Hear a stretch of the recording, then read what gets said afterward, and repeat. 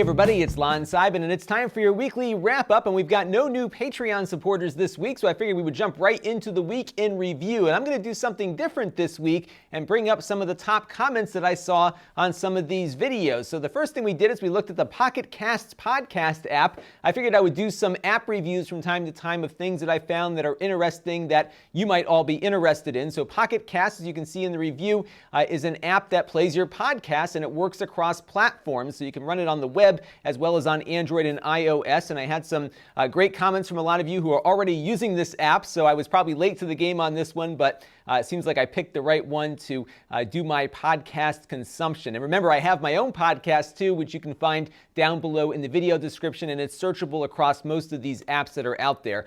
We also took a look at the Logitech G213 Prodigy. This is a low-cost gaming keyboard from Logitech. It feels kind of like a mechanical keyboard, but isn't.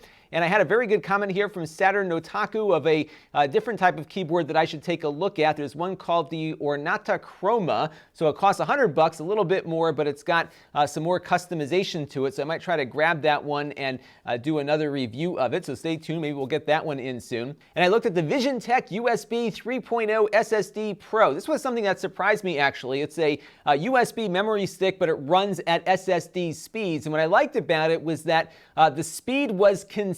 So a lot of these devices, especially the inexpensive external SSDs, tend to write very fast initially, and then they drop off when their cache fills up. And in many cases, if you're transferring over a large file, a lot of these SSDs don't often run much faster than a regular spinning drive. This one stays consistent at about 192 megabytes per second, no matter how much data you throw at it. So I was very pleased to see how that worked. And I got a great question from Get the Cheese to Sickbay, who was wondering what the best file system was for transferring large files between Windows and Mac OS X, and Export Seeker came back with a great answer on using exFAT for cross-platform compatibility. You could probably also get a special little thing you can install on both platforms to read NTFS on the Mac, or read the Mac OS file format HFS Plus on Windows if you wish, but exFAT is probably the quickest way to go about it. So I want to thank you all for a great conversation on that one. And we also looked at the Kangaroo Notebook, and this is a new device from the makers of the Kangaroo PC, which you'll recall was that very inexpensive Windows 10 device that you could slide out of different docks and have some portability to it. So they've made a smaller version now that slides into this notebook dock, and they give you two of these little compute modules in the box. So I formatted one of them to run Linux and the other one to run Windows, and I showed you how that worked in the video. And as expected, the opinions on this one, including my own, were a bit mixed on it. So some folks like the concept but not the execution. Other folks like the fact that it's got some potential but isn't all there just yet. So we'll have to see where this develops. I hope that they do more with this little module design, because I think there's a lot of potential there. And I also took a look at the Amplifi, which is a Wi-Fi router and range extension kit from Ubiquiti Networks. And that company also makes the Unify access point that I use here in the house as well as at my day job. But that Unify product is an enterprise product. It requires some knowledge of networking and wireless networks to get working properly. And this one is very different. It's designed for consumers. You just plug in that router and those range extenders just find it and start working. There's very little to configure, and there's very little the user can do to actually change anything, but I think that is by design. So really neat concept here. It's something that's going to be competing against the Eero, which I'm sure many of you have heard about. It's a $400 router kit that came out recently, and of course the new Google Wi-Fi router, which is coming out very shortly. I think we're getting one of those Google routers into review. So very interesting new segment of the marketplace, and a lot of you wrote in saying it is rather expensive. So the HD version that we looked at is $350. I think the lowest cost version with the range extenders will run you about $200 or $250, and it certainly costs a lot more than other consumer routers do, but I think there's a market for people who just want their Wi-Fi to finally work. They don't really want to call somebody in to try to fix it. Maybe the cable guy comes out all the time and he can't figure it out.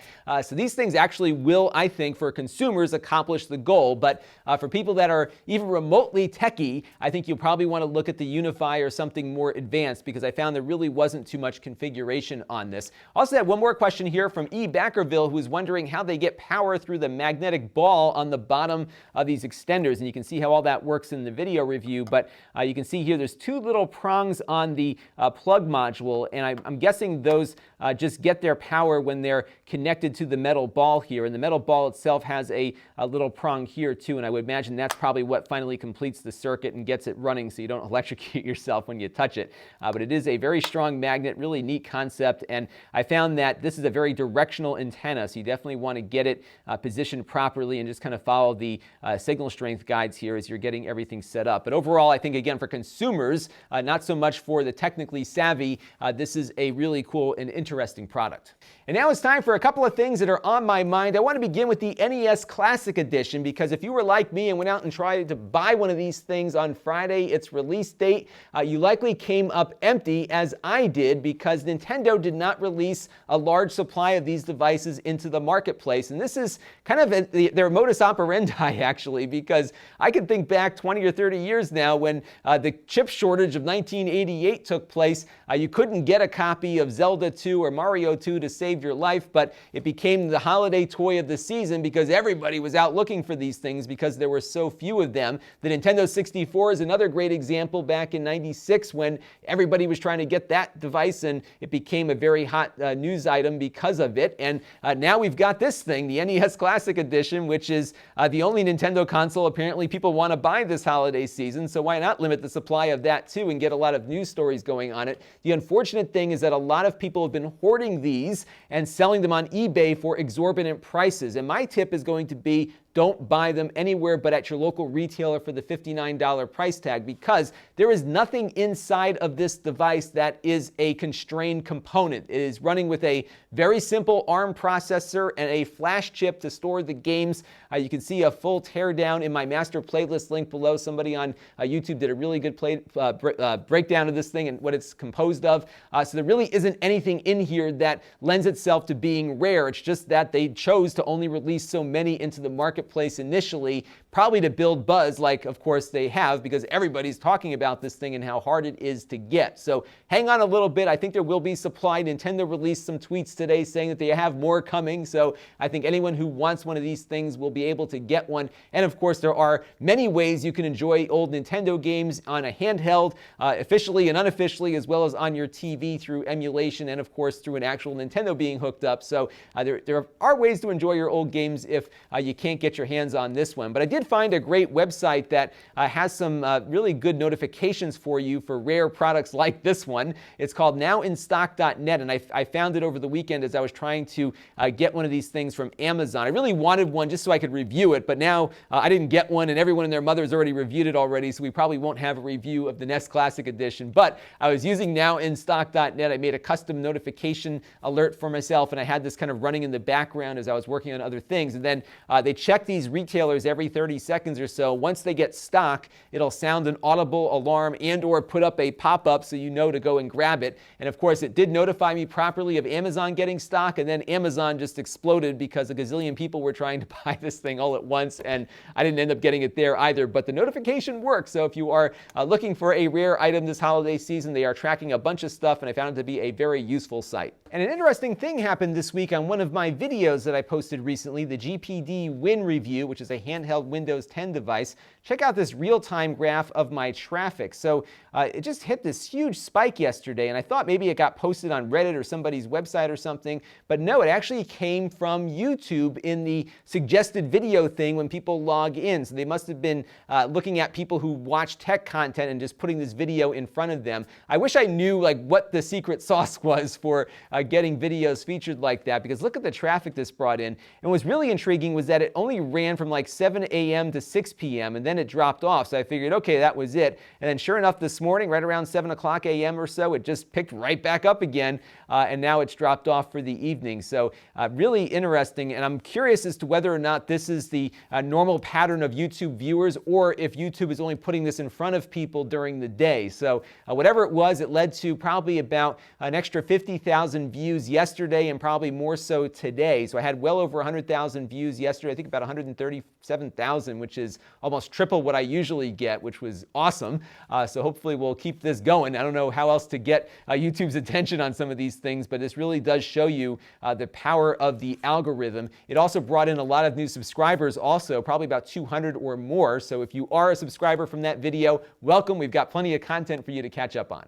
And now it's time for some Q&A, and I got this funny question from that video, actually. And this guy, Superlative B, wrote in and says, "Gosh, cool stuff, Duder. I just feel like I came out of the 80s or early 90s with your get-up and backgrounding, but carried a modern-day gadget along back with me. Good stuff, man. I really like it. I just hope I'm not like you when I'm like 43, question mark. Or maybe I do hope I'm you. You know, what's so funny about this is that I turned 40 on Friday, so I'm very conscious about entering this new decade of my life here, and not getting my NES Classic Edition on Friday really did not do much to help my midlife crisis here, but this comment was just kind of funny. So he does think I might be kind of lonely down here. I'm not, so don't worry. I've got a family upstairs. Everybody's happy. I'm happy. I've got plenty of people around me who I enjoy spending time with, so I'm not lonely. I don't have a sidekick just because the channel's budget can't afford to have one yet, but one day I'll get a sidekick down here. Maybe I'll bring one of my kids down one day, and we'll make sure I don't look as lonely here behind the desk, but I did get a kick out of that comment. But I did want to show you, though, something that happened on my birthday on Facebook, and some of you may have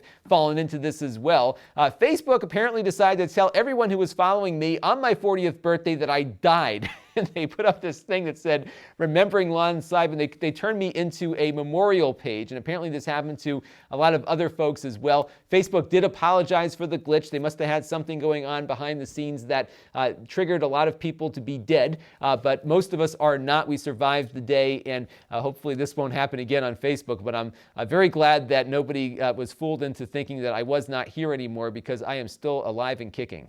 Now this next question comes in from Don't Pick Me Last 101, who was curious about how hard it might be to change a computer's language from Chinese to English, because a lot of these computers that you might buy from overseas have a licensed activated version of Windows, but it's the Chinese version. And what a lot of these resellers do is they basically install an admin account which has that version of Windows already converted to English mode. But a lot of folks aren't comfortable with that, myself included, because I don't like a computer that has been compromised in some way by somebody installing an admin account on it without my permission. I'd like to have a computer that starts from scratch. So you can do that on that Chinese Windows, but you have to really poke around the menus to get that English language activated. And one of the tricks that I found for doing that, because it can be a little tricky to do it sometimes, is an app from Google called Translate. And they've got something really cool here. Check this out. So I've got this piece of paper here that has some words in Chinese on it. And what I can do is just hit this little icon down here,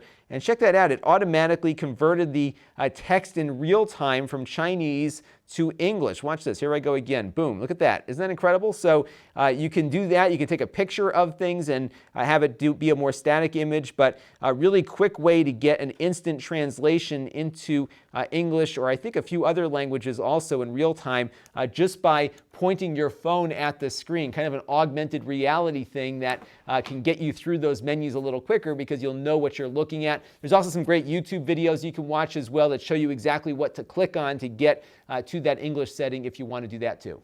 And NESS wrote in thanking me for installing Linux on that Kangaroo laptop we looked at the other day, and he's hoping that I could do more with that with other laptops that I look at here on the channel. And I generally don't install Linux on these devices, primarily because it takes a long time to get everything installed and working. And I've tried to do the Ubuntu Live CD, where you can just boot into Ubuntu and not actually install it, but I'm finding that on some occasions it is modifying the boot sector on my hard drive and making it more difficult for me to get Windows reset so I could resell the device, because remember, I usually buy a lot of the laptops that I review here on the channel and then resell them. So what I am looking for, and you can all help me with this because that will be the Q&A for you this week, is a Linux distribution that is widely acknowledged that I can use as a live CD to test this stuff, that won't impact the drive that is hosting Windows on that computer, because I want to be able to pull that thing out and have the computer going back to being its Windows self without any other stuff on the hard drive when I do it. So let me know what's out there, what I should try that's a live CD, something really simple that works,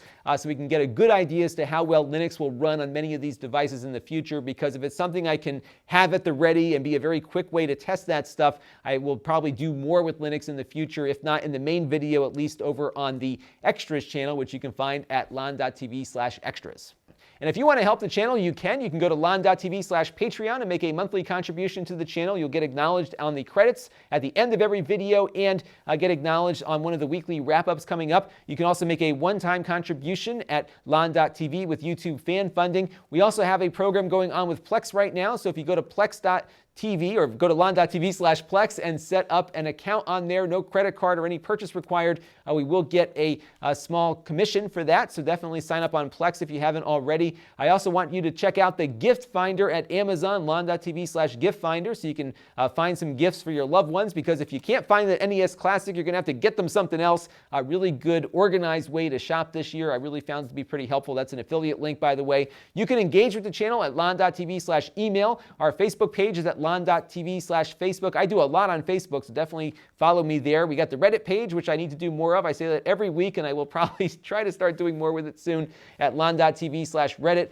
And we have the Lon.TV/store, where I sell a lot of the things that I've reviewed over there, so you can get a good deal on something. And that's going to do it for this week's weekly wrap-up. Thank you all for watching. I really appreciate your viewership and your support. We are growing and growing and growing, and I'm having a real fun time with this. I got a lot of stuff coming up. We should be getting the new MacBook Pro in this week. I got a new Chromebook coming and a whole big pile of stuff over there as well. Remember, I'm going to be doing a lot of things that I've been meaning to get to that are probably going to not be as interesting. So I've got some printers and some other things going on. Don't get discouraged by those items. Those don't do well with subscribers, but they do very well with the search engines. So I will be doing a lot of those things just to get them done, because I want to get as much up before the holiday shopping season as possible. So if you start seeing some boring, weird items popping up here, don't despair. I'm not losing focus. I just need to keep feeding the search engine too, because that's a big part of the channel's revenue. This is Lon.TV. Thanks for watching.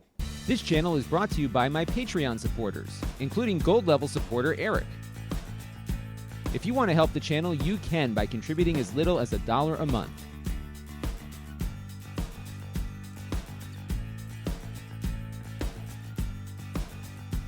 Head over to Lon.TV/Patreon to learn more.